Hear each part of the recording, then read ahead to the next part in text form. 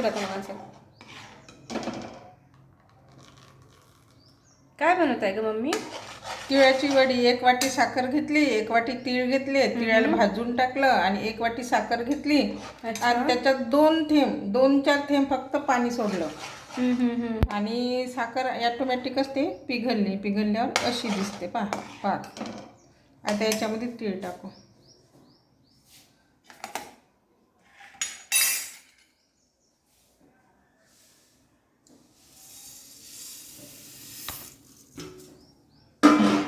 फिरवून घ्यायचं. 2-3 थेंब पाणी टाकायचं आणि पिघलू द्यायची साखर पिघलायला वेळ लागते 5 मिनिट. साखर पिघलली का गॅस बंद करून द्यायचा.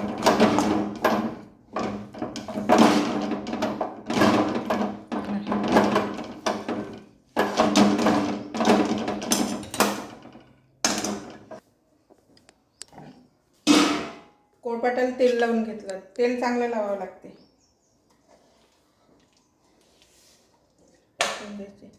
लवकर कडक येते, पटकन लाटायला लागते.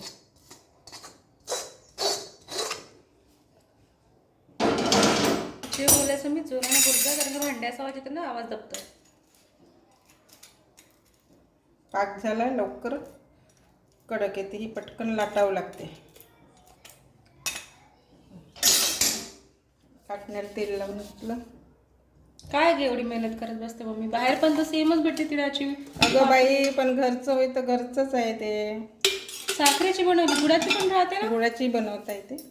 आता मी घाई साखरेची बनवली. साखरेची छान होते ना. अशी लाटून घ्यायची, एकदम प्रेस नाही करायचा. अच्छा, बाहेरच्या पॅकेटचे तीळ चांगले नाही राहत का? हे अशी लाटून घ्यायची.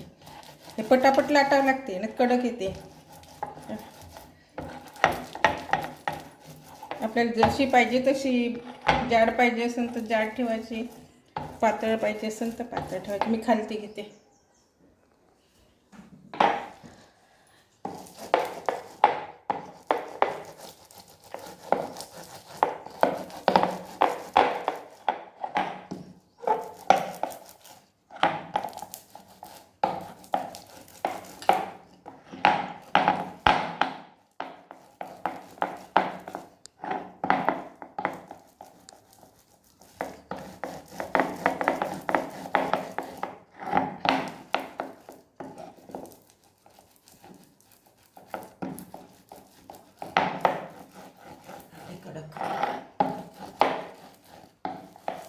पातळ पाहिजे असेल तर पुन्हा पातळ करायची, जाड ठेवायची असेल तर जाड ठेवायची. 2 मिनिटं राहू द्यायची. झाली पण झाली. 5 मिनिटात पापडी तयार. थंडी होऊ देतो. हिला फॅन लावतो थोडा. तेल लावून आहे ना कोळपाटाला. अशी निघते. पंखा लावून ठेवून देऊ, मग काढून दिला. आता राहू द्या. पाक आहे ना साखरेचा, तो बिना पाण्याचा 2-3 थेंब टाकले.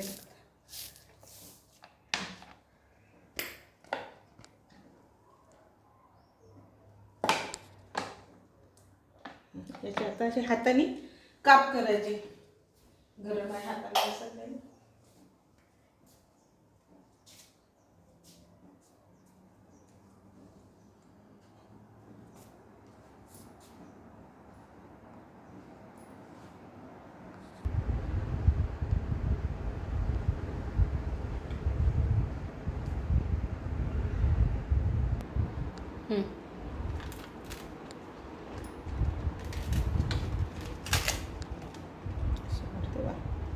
आपल्याला लहान मोठे जे पाहिजे ते करायचे. आता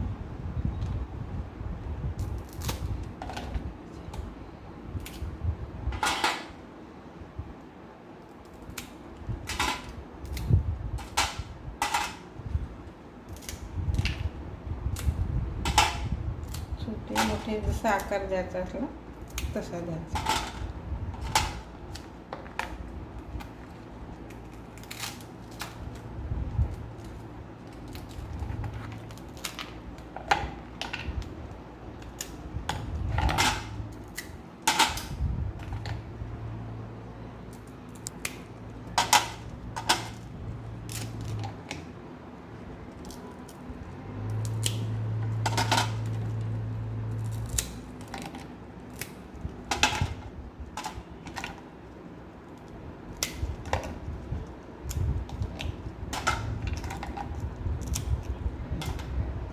झाली तिळाची वडी.